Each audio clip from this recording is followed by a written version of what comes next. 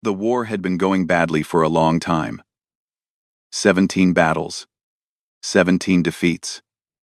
The Galactic Coalition, an alliance of 12 spacefaring species, was dying slowly. Every week brought news of another world falling to the Vorath Dominion. And every week, the hope grew smaller. Commander Jake Lawson stood on the bridge of his ship, the Resolute Dawn, watching the stars through the main viewport. He was a tall man, with tired eyes, and a jaw that looked like it had been carved from stone. 5 years ago, humanity had joined the coalition. 5 years of being told they were too young, too primitive, too inexperienced to matter. The other species had been traveling between stars for thousands of years. Humans had barely left their own solar system. "Commander, we're receiving a distress signal," said Lieutenant Megan Torres from her station. She was his tactical officer. A woman with sharp eyes and an even sharper mind. "It's coming from the Kethari homeworld. The Vorath are attacking." Lawson turned quickly. The Kethari were one of the oldest members of the coalition. Their world held billions of lives. "What forces do we have nearby?" "Just us, sir. And the Carolina." Torres pulled up the tactical display. "The main coalition fleet is 3 days away." 3 days. The Vorath would turn the entire planet to ash in 3 days. "Orders from coalition command are coming through," said the communications officer. "They want us to retreat to safe distance and observe. They say 2 human ships cannot make a difference against a Vorath assault fleet." Lawson was quiet for a long moment. On the display, he could see the enemy ships surrounding the Kethari world like wolves around wounded prey. He could see the evacuation transports trying to escape, carrying millions of civilians. He could see them being destroyed one by one. "How many evacuation ships are there?" he asked. "Over 200, sir. But they won't make it. The Vorath are cutting them off." Lawson looked at his crew. They were young. Most of them had never seen real combat. They had families back on Earth, lives they wanted to return to. He had no right to ask them to die, but he also knew what kind of man he wanted to be.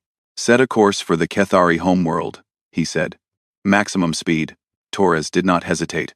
"Yes, sir." The Resolute Dawn and the Carolina jumped into the battle like 2 small stones thrown into a raging ocean. The Vorath fleet was massive, over 300 warships, each one bristling with weapons. The 2 human vessels were outgunned, outmatched, and completely alone. But they fought anyway. Ambassador Vorin watched from the surface of his dying world. He was Kethari.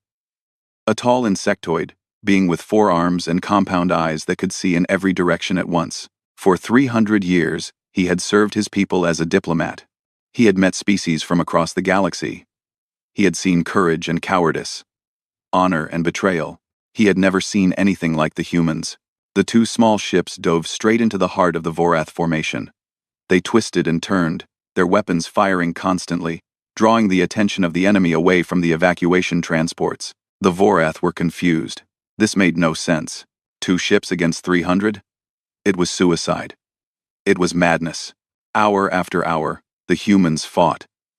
Their shields failed. Their hull was torn open. Crew members died at their stations. And still they would not stop. Still they would not run. "Why?" Vorin whispered, watching the battle unfold on his screens. "Why do they do this?" On the bridge of the Resolute Dawn, fire burned in 3 sections. The air was thick with smoke. Half the crew was dead or wounded. Megan Torres had blood running down her face from a cut on her forehead, but she was still at her station, still fighting. "Shields are gone," she reported. "Hull integrity at 30%. We have maybe an hour before complete structural failure." Lawson gripped the arms of his command chair. His ship was dying. His people were dying. But, on the tactical display, he could see something beautiful. The evacuation transports were escaping. One by one, they were jumping to safety. Millions of Kethari lives saved. "Then we have an hour," he said. "Keep fighting." The Carolina was the first to fall. Captain Maria Santos, a woman from a small town in Texas who had dreamed of the stars since childhood, gave the order to ram her crippled ship into a Vorath destroyer. The explosion took out 3 enemy vessels and created a gap in their formation. The Resolute Dawn held the line alone. 9 hours. For 9 hours, a single human ship stood between the Vorath and the fleeing civilians. When coalition reinforcements finally arrived, they found the Resolute Dawn drifting in space, more wreckage than ship. Power was failing. Life support was barely working. Of the crew of 400, only 87 were still alive. But behind them, empty space. The evacuation transports were gone. Safe, Ambassador Vorin was on the first shuttle to reach the Resolute Dawn. He walked through the ruined corridors, stepping over debris and bodies, until he found the bridge. Commander Lawson was still in his chair, barely conscious, his uniform soaked with blood from a wound in his side. Vorin had lived for 3 centuries. He had met kings and emperors, warriors and scholars. He had never knelt before anyone. He knelt now. The Cathari ambassador, representative of one of the oldest civilizations in the galaxy, lowered himself to the deck before this young, wounded human. Around him, the surviving crew watched in stunned silence. "What are you doing?" Lawson asked weakly. Vorin looked up at him with his compound eyes. In Cathari culture, to kneel was the highest form of respect. It was reserved for those who had proven themselves beyond all doubt, beyond all question. "Your kind burns like dying stars," Vorin said softly. "Brief, but impossibly bright. Today you have taught me something, Commander. You have taught me that courage is not the absence of fear. It is the choice to act when fear tells you to run." He reached out and took Lawson's hand, a human gesture he had learned but never used. "The Cathari will not forget this day. The galaxy will not forget. You came for us when no one else would. You stood for us when standing meant death." Lawson managed a small smile. "That's what humans do, Ambassador. We stand for each other. And now, we stand for you too." Word of the battle spread across the coalition like wildfire. 2 human ships against 300. 9 hours of impossible resistance. Millions of lives saved. The species who had dismissed humanity as primitive newcomers began to whisper different words. Words like courage. Words like honor. Words like hope. The war was far from over. The Vorath were still coming, still hungry, still deadly. But something had changed. For the first time in 17 defeats, the coalition had a reason to believe, and it had come from the youngest species in the galaxy. 3 months had passed since the battle at the Cathari homeworld. The war had changed. Humans were no longer observers. They were fighters now, standing shoulder to shoulder with species who had doubted them. Sergeant Kyle Bennett dropped into the mud of Nathara Prime and crawled forward through the rain. He was 42 years old, had been a soldier for 20 of those years, and had seen more combat than most people could imagine. But nothing had prepared him for this war. The Vorath were unlike any enemy humanity had faced. Part machine, part organic, they felt no pain and knew no fear. They did not surrender. They did not retreat. They simply kept coming until everything in front of them was dead. "Sergeant, we've got movement on the ridge," whispered Corporal Danielle Price from beside him. She was the squad's medic. A small woman with steady hands and a heart bigger than her body. Bennett peered through his scope. The ridge was crawling with Vorath soldiers, their metallic bodies glistening in the rain. Beyond them was the coalition forward base, and beyond that, the civilian settlement they were trying to protect. "How many wounded do we have at the base?" he asked. 47 humans, 31 Valorians, a dozen Cathari. Then we hold this position until they're evacuated. Private Aaron Marsh, the youngest member of the squad, swallowed hard. He was 19 years old and had been on Nethera Prime for only 2 weeks. "Sergeant, there must be 500 Vorath on that ridge. We're only 12. Bennett turned to look at him. "Then I guess each of us needs to take out about 40 of them." The attack came at dawn. The Vorath advanced like a wave of steel and hatred. Bennett's squad opened fire, their weapons cutting down the first ranks, but more kept coming. Always more. Zelthra watched from a position 50 meters to the left. She was a Valorian warrior, tall and slender with skin like polished silver. Her people had been fighting wars for 10,000 years. They were considered the finest soldiers in the coalition, but she had never seen anything like the humans. A plasma bolt struck Sergeant Bennett in the shoulder. The wound was severe. Zelthra could see bone through the torn flesh. Any Valorian would have collapsed from the shock. Any Cathari would have lost consciousness. Bennett roared in pain, slammed a medical patch onto the wound, and kept firing. How is this possible? Zelthra whispered to herself. She watched as Corporal Price dragged a wounded Valorian soldier to safety, her own leg bleeding from a shrapnel wound. She watched as Private Marsh, his hands shaking with terror, held his position and kept shooting. She watched humans take injuries that should have killed them and continue fighting as if death itself was afraid to claim them. The battle lasted 4 hours. When it was over, the ridge was covered with Vorath bodies. The coalition base was safe. The civilians were evacuated. Of Bennett's 12-soldier squad, 4 were dead and 6 were wounded. Only Bennett and Price were still on their feet, and both were bleeding from multiple wounds. Zelthra approached them slowly. She did not understand what she had witnessed. In her culture, a wounded warrior was expected to withdraw and seek healing. Fighting through pain was considered foolish, a waste of resources. "Why did you not retreat?" she asked Bennett. "Your injuries were severe. You should have fallen back." Bennett was sitting on a broken piece of equipment, letting Price bandage his shoulder. He looked up at the Valorian with tired eyes. "Because if we fell back, the Vorath would have reached the base. People would have died. But you could have died. Your soldiers did die." "Yeah." Bennett's voice was heavy with grief. "They did, and I'll carry that weight for the rest of my life. But the people at that base are alive because of what we did.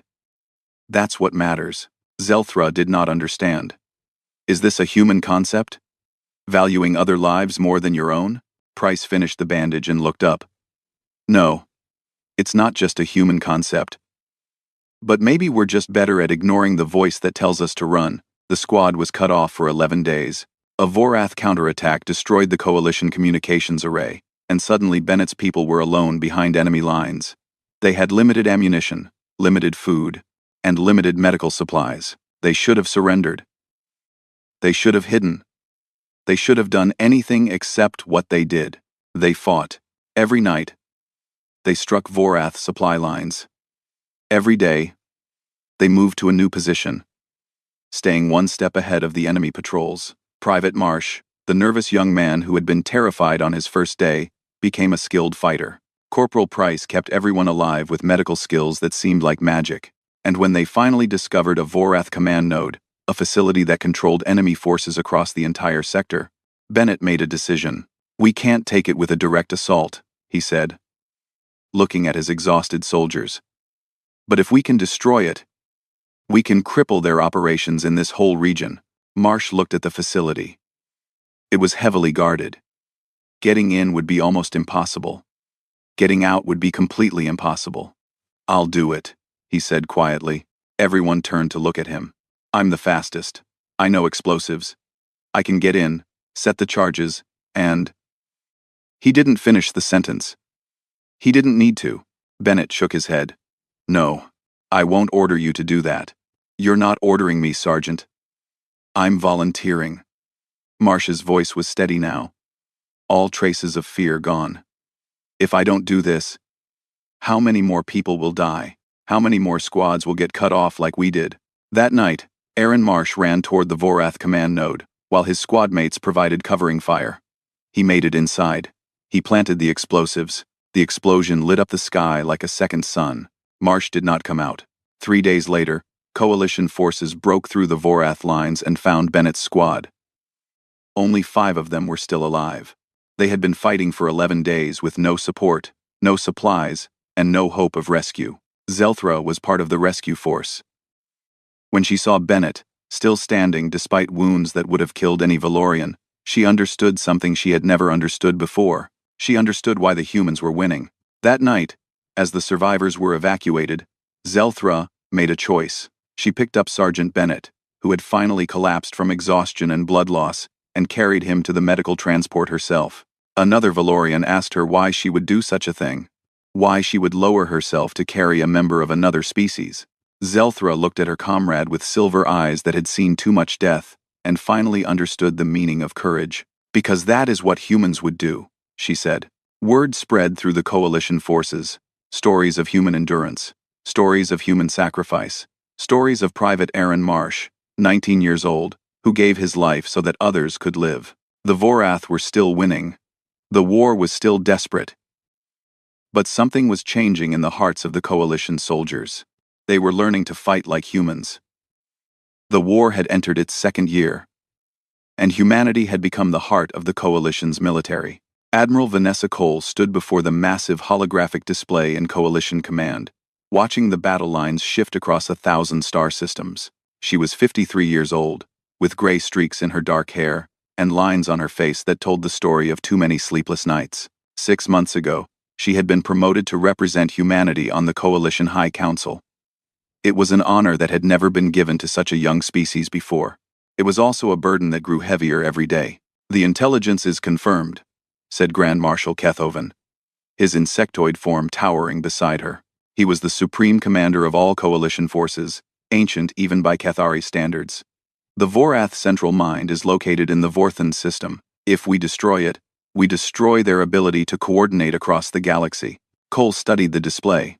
The Vorthan system was deep in enemy territory, protected by the largest Vorath fleet ever assembled. Getting there would cost thousands of ships. Getting out would cost thousands more. "What are our chances of success?" she asked. The Grand Marshal was silent for a long moment. "Our analysts estimate 12%. 12%. That meant 88% chance of failure, of death, of losing everything. The human fleet will lead the vanguard," Cole said.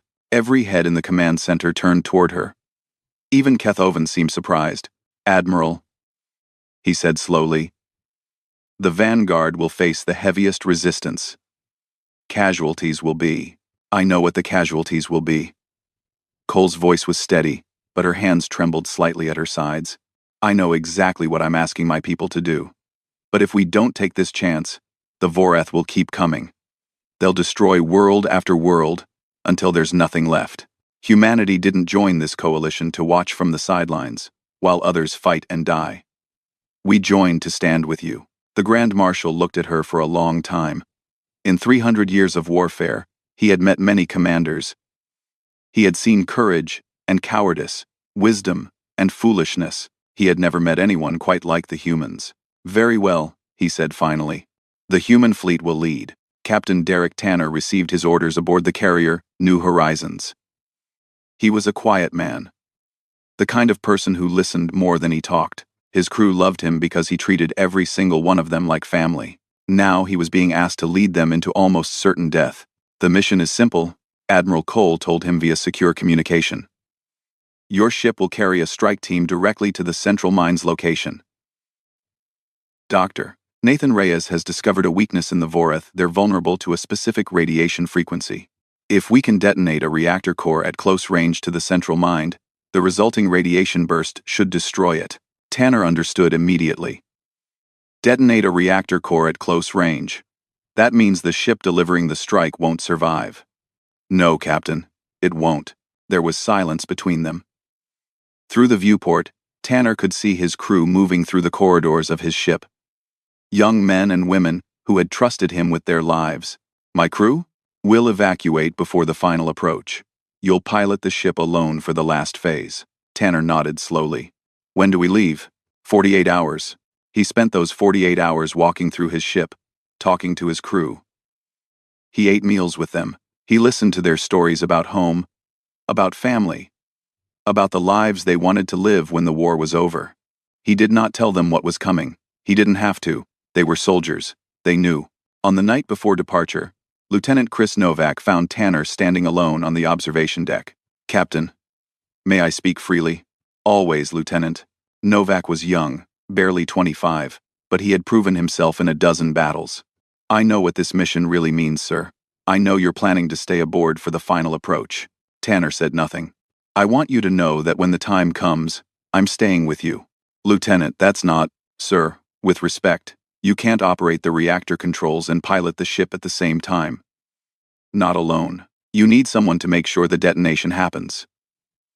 Novak's voice was calm, certain. "I don't have family back home. No wife, no kids. You have a daughter." Tanner turned to look at the young man. There were tears in his eyes. "Chris, let me do this, sir. Let me matter." Across the fleet, similar conversations were happening. Soldiers writing letters home. Officers making peace with their fate. Lovers saying goodbye. Parents recording messages for children who might never see them again. Dr. Nathan Reyes worked through the night, refining his calculations. He was a scientist, not a soldier, but he understood what his discovery meant. He understood the cost. The radiation frequency has to be precise. He told Captain Tanner. Too high, and it won't penetrate the central mind's shielding. Too low, and it won't cause enough damage. The margin for error is less than 1%. Can it be done?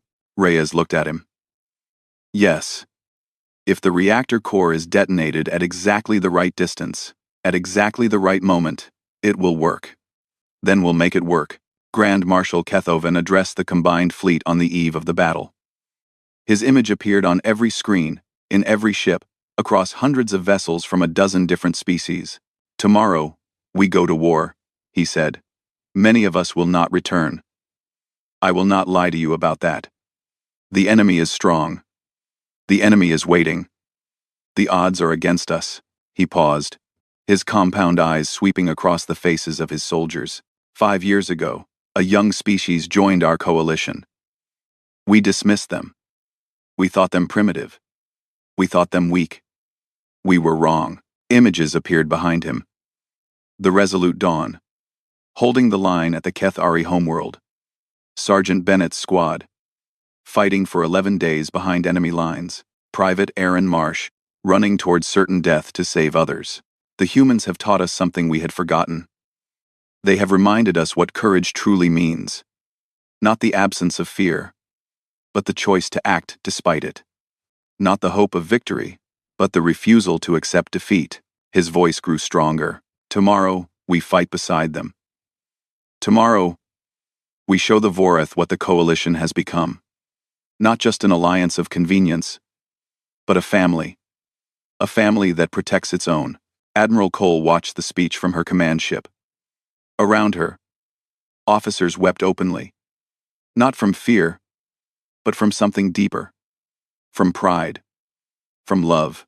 Grand Marshal, she said quietly. You honor us. On the bridge of the Resolute Dawn, Commander Jake Lawson, now fully healed from his wounds, stood ready. Beside him, Lieutenant Megan Torres ran final checks on their weapon systems. This is it, she said. Everything we've fought for comes down to tomorrow. Lawson nodded. Are you afraid? Torres was quiet for a moment. Yes. But I'm more afraid of what happens if we don't try. Outside the viewport, the fleet assembled. Human ships. Valorian ships. Kethari ships. Vessels from a dozen different worlds. All pointed in the same direction, toward the enemy, toward the end of everything, or the beginning of something new. Lawson turned to his crew. They were watching him. Waiting. Whatever happens tomorrow, he said. I want you all to know something. It has been the greatest honor of my life to serve with you. Not because we're human, but because we're fighting for something bigger than ourselves. He looked out at the stars. Let's go show them what that means. The Vorthan system burned with the light of 1,000 dying ships. The coalition fleet emerged from faster-than-light travel in perfect formation. For one brief moment, there was silence. Then the Vorath opened fire, and the universe became chaos. Commander Jake Lawson gripped his command chair as the Resolute Dawn shook under enemy fire. Around him, his crew worked with desperate efficiency. Every second a matter of life and death. Status report, he shouted over the alarms. Lieutenant Megan Torres looked up from her tactical display, her face lit by the glow of battle data. Vorath fleet is engaging across all fronts. We're taking heavy casualties on the left flank. The Valorian heavy cruisers are trying to punch through, but they're being overwhelmed. On the display, Lawson could see the scope of the carnage. Ships vanishing in balls of fire. Escape pods tumbling through space. The darkness of the void filled with debris and death. Get me a line to the Valorian flagship, he ordered. We're moving to support their position. The Resolute Dawn dove into the heart of the battle. This was different from their last stand at the Kethari homeworld. This time, they were not alone. This time, they were part of something larger. Human ships fought beside Valorian warships. Kethari battlecruisers covered the advance of smaller coalition vessels. Species that had once viewed each other as strangers now fought as brothers. And at the center of it all, humanity led the way. The vanguard took the worst of it. The human fleet, positioned at the front of the formation, absorbed wave after wave of Vorath attacks. Ships exploded. Crews died. But the line held. 40% of the vanguard is gone, Torres reported, her voice tight with emotion. Captain Santos of the Houston is requesting permission to ram his crippled ship into the Vorath defensive line. Lawson closed his eyes for just a moment. Captain Santos was a good man. A friend. Does he have any other options? No, sir. His engines are destroyed. His weapons are offline. He's dead in space. Then tell him. Lawson paused, searching for the words. Tell him we'll see him on the other side. The Houston accelerated toward the Vorath line on emergency thrusters. Its collision tore through 3 enemy warships and created a gap in their formation. Seconds later, coalition ships poured through the opening, pushing deeper into enemy territory. On the ground, the fighting was even more brutal. Zelthra led a combined force of Valorian and human marines against the Vorath ground installations. She had changed in the month since meeting Sergeant Bennett. She no longer questioned human tactics. She embraced them. Push forward, she shouted, her silver form moving through the chaos like a dancer. Do not give them time to regroup. Beside her, human soldiers advanced through enemy fire. They were singing. Actually singing. Battle songs from their homeworld. Songs about courage and sacrifice, and never giving up. When she had first heard humans sing in battle, Zelthra had thought they were mad. Now she understood. The songs were not for the enemy, they were for themselves. They were a way of saying, we are still here. We are still fighting. We are still alive. She found herself humming along. In orbit, the New Horizons pushed through the chaos toward its target. Captain Derek Tanner stood at the helm, watching as his crew evacuated to escape pods. One by one, they said goodbye. Some saluted. Some wept. Some simply nodded. Warrior to warrior. Captain, his first officer said, the last pods are away. It's just you and Lieutenant Novak now. Tanner looked at the young man who had refused to leave. Novak sat at the reactor control station, calm as stone. Chris, there's still time. You can take the last pod. Novak shook his head. We've been over this, sir. You need me here. And I want to be part of something that matters. The New Horizons broke through the last line of Vorath defenders and saw its target. The central mind was massive, a space station the size of a small moon, pulsing with dark energy. Cables and conduits spread from it like veins, connecting it to the Vorath fleet, coordinating their every move. Reactor status? Tanner asked. Primed and ready. We need to get within 500 meters for the radiation frequency to penetrate their shielding. 500 meters. At that range, there would be no escape. Tanner looked at the central mind. Inside that station was the intelligence that had ordered the deaths of billions. The mind that had launched this war of extermination. Take us in, he said. The New Horizons accelerated. Vorath defenders swarmed around them. Weapons fire tore into the hull. Systems failed. Fires erupted. But the ship kept moving, kept pushing forward, refusing to stop. 3,000 meters, Novak reported. 2,000. 1,000. An explosion rocked the ship. Tanner was thrown from his chair. When he looked up, he saw that the navigation console was destroyed. Manual control, he gasped, pulling himself to a secondary station. We do this the old-fashioned way. His hands moved across the controls. The ship lurched and spun, but he held it together through sheer force of will. 500 meters, Novak shouted. We're in range. Tanner looked at the central mind, filling the viewport. He thought of his daughter back on Earth. He thought of all the people who would live because of what happened in the next few seconds. Chris, do it. Now. Novak activated the reactor overload. The ship began to shake as the core built toward critical mass. 30 seconds to detonation, he said. 20 seconds. 10. Captain Derek Tanner closed his eyes. It's been an honor, Lieutenant. The honor was mine, sir. The New Horizons exploded. The radiation burst, tore through the central mind like a hurricane through paper. For one infinite moment, The station tried to hold together. Then it came apart, dissolving into fire and light and silence. Across the galaxy, Vorath forces stopped moving. Their ships drifted aimlessly. Their ground troops froze mid-attack. The networked intelligence that had controlled them for centuries was gone. On the bridge of the Resolute Dawn, Torres let out a cry of disbelief. "Commander! The Vorath! They're not fighting back! They're just—" Stopped. Lawson watched his tactical display in stunned silence. Everywhere, the same story. The enemy had become an army of statues. "The central mind is destroyed," he said softly. It worked.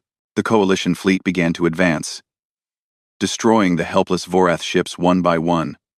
On the ground, Zelthra led the charge against enemy positions that no longer defended themselves. It was over. The war that had threatened to destroy all life in the galaxy was over. Lawson opened a channel to the entire fleet. His voice went out to every ship, every soldier, every surviving member of the coalition. "The line held," he said. "The line will always hold." In the aftermath of the battle, they counted the dead. 60% of the vanguard was gone. Thousands of ships destroyed. Hundreds of thousands of lives lost, but they had won. Grand Marshal Kethoven found Admiral Cole standing before a memorial display, watching the names of the fallen scroll past. Human names. Valorian names. Kethari names. All mixed together, all equal in death. "We lost so many," she said quietly. "We did," the Grand Marshal agreed. "But we saved far more. Because of what your people did today, the galaxy will live." Cole wiped tears from her cheeks. "Captain Tanner, Lieutenant Novak. They knew they wouldn't survive. They went anyway." "Yes, they did." Kethoven placed a gentle hand on her shoulder, a human gesture he had learned to give comfort. "That is the gift your species has given us. Admiral, not just your courage in battle, but your willingness to sacrifice for those you will never meet, for people you will never know, for a future you will never see." Cole looked at him. "Is that really so unusual?" The Grand Marshal's compound eyes reflected the scrolling names of the dead. "In all my centuries of life, I have never encountered it before. Not like this. Not so pure." On the surface of the Vorath homeworld, Zelthra stood among the ruins of the enemy's last stronghold. Around her, human and Valorian soldiers worked together to secure the area. She thought about Sergeant Bennett, about Private Marsh, about Captain Tanner and Lieutenant Novak, about all the humans who had given everything so that others could live. A young Valorian soldier approached her. "Commander, what do we do now? The war is over." Zelthra looked up at the smoke-filled sky. Somewhere up there, coalition ships were gathering the dead, preparing to bring them home. "Now," she said, "we remember. We remember what they taught us, and we make sure their sacrifice meant something." The stars were quiet that night. For the first time in years, they held no threat, only memory and gratitude, and the promise of peace. 5 years had passed since the war ended, and the galaxy had changed. Ambassador Jake Lawson walked through the halls of the Galactic Alliance headquarters, nodding to the beings he passed. Valorians with silver skin, Kethari with their compound eyes, species from 100 different worlds, all sharing the same space, working toward the same future. He still had trouble believing it sometimes. The boy who had grown up on a farm in Nebraska, who had dreamed of the stars when he looked up at the night sky, was now one of the most respected diplomats in the galaxy, not because he was special, but because he was human. The Galactic Coalition had transformed into the Galactic Alliance after the war. Old enemies became friends, old rivals became partners. And humanity, the youngest species to ever join the interstellar community, had been given a permanent seat on the ruling council. It was an honor that should have taken thousands of years to earn. They had earned it in 2. "Ambassador Lawson," said a familiar voice. "You look well." He turned to see Grand Marshal Kethoven approaching. The old Kethari had retired from military service but remained an important advisor to the Alliance. He moved more slowly now, his ancient body finally showing its age. "Grand Marshal." It's good to see you. I have asked you many times to call me Kethoven. We are old friends, you and I. Lawson smiled. Old habits die hard. They walked together through the headquarters. Past walls covered with memorial plaques. Names from every species. Names of those who had given their lives in the war. Today is the 5th anniversary, Kethoven said. The memorial ceremony at Nethera Prime. I understand you will be speaking. I will. General Torres asked me to. Lawson paused at a particular section of the wall. Human names. Thousands of them. I'm still not sure what to say. You will find the words. You always do. On Earth, Zelthra stood before a crowd of thousands. She had lived among humans for 3 years now, serving as a cultural ambassador. She had walked their cities, eaten their food, learned their languages, and their songs. She had become, in many ways, more human than Valorian. Today she was giving a speech at the annual Remembrance Day ceremony, held in a great plaza in the city of New York. Above her, holographic projections showed the faces of the fallen. I came to your world as a stranger, she began, her silver face reflecting the morning light. I came knowing nothing about your people except the stories I had heard in battle. Stories of courage. Stories of sacrifice. Stories of soldiers who kept fighting when all hope was lost. The crowd was silent. Human faces, old and young, veterans with medals on their chests, children who had grown up in peace because of what their parents had done. But stories cannot capture the truth. I had to live among you to understand what makes humanity special. 4.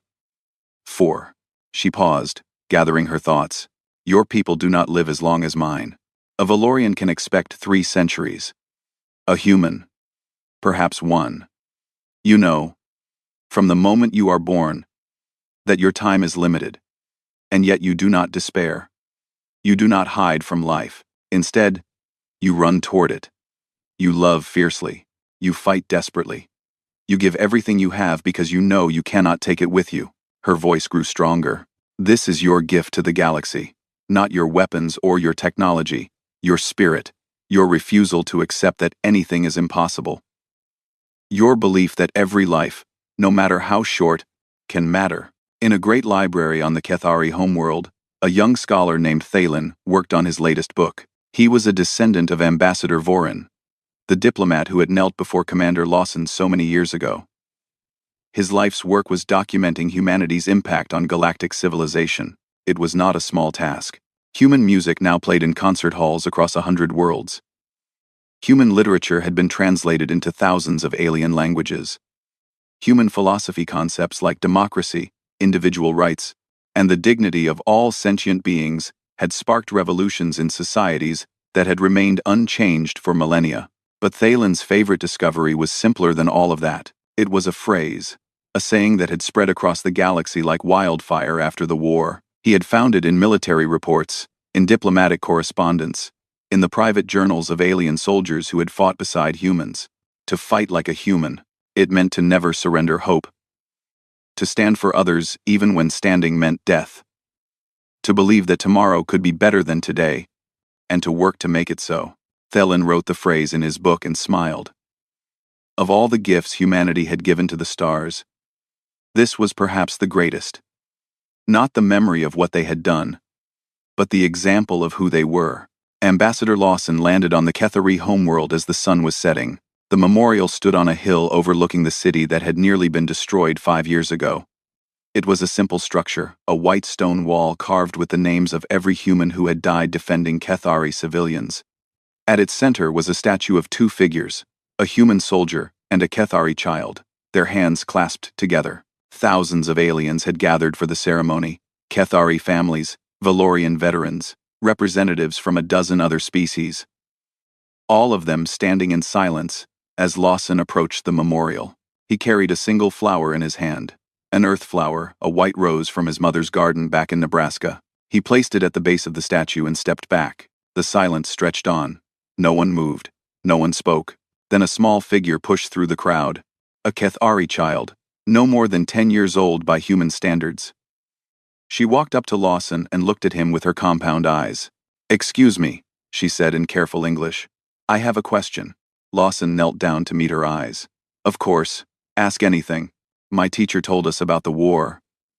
She told us about the humans who died to save our world. The child tilted her head.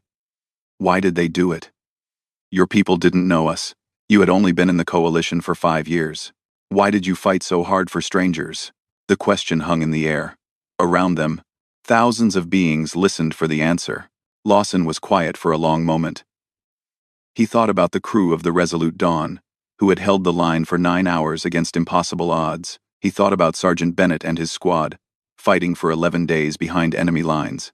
He thought about Private Marsh, running toward his death so that others could live. He thought about Captain Tanner and Lieutenant Novak, guiding their ship into the heart of the enemy without hesitation. Because, he said finally, when we look at the stars, we don't see strangers. We see family we haven't met yet. The child considered this. That's a nice thought. It's more than a thought. It's who we are. We're human. We protect our own. And now, he gestured at the crowd around them, now, you're our own too. The ceremony continued as darkness fell. Speakers from a dozen species shared their memories of the war. Veterans embraced former enemies. Children placed flowers at the base of the memorial until it looked like a garden. Lawson stood at the edge of the crowd, watching. General Megan Torres, his old tactical officer, now one of the most powerful military leaders in the Alliance, came to stand beside him. Good speech, she said. I just told the truth. She nodded. I got a report this morning. Intelligence intercepted communications from a system on the edge of the galaxy. A species we've never contacted before. They've been monitoring our broadcasts since the war. And, Torres smiled, they want to join the Alliance. They said they've been studying us for years, trying to decide if we were worth trusting. They said the humans convinced them. Lawson looked up at the stars. Somewhere out there, beings he had never met had watched humanity fight and die for species that were strangers to them, and it had inspired them. What are they called? He asked. The Thalvari. First contact is scheduled for next month. The council wants you to lead the delegation. Why me? Torres put a hand on his shoulder. Because you're human, Jake. And that means something now. Across the entire galaxy, it means something. The stars were beautiful that night. They stretched across the sky like scattered diamonds, each one holding the promise of new worlds, new peoples, new futures. In barracks and temples, in homes and on warships, beings of 100 different forms whispered the same truth to their children. To fight alongside humanity is to know what honor truly means, and to carry that reverence across the stars. The memorial ceremony ended. The crowds dispersed, but the white rose remained at the base of the statue, its petals glowing softly in the starlight. A gift from Earth, a promise from humanity, a symbol of what the galaxy had become, not through conquest or fear, but through sacrifice and love. Jake Lawson was the last to leave. He stood before the memorial for a long time, looking at the names carved in stone. Friends, strangers, heroes. We did it, he said quietly. We actually did it. The stars answered with their ancient light, and somewhere, across the vast distances of space, a new species prepared to meet the humans they had heard so much about, prepared to learn what it truly meant to fight alongside humanity, prepared to find their own honor among the stars.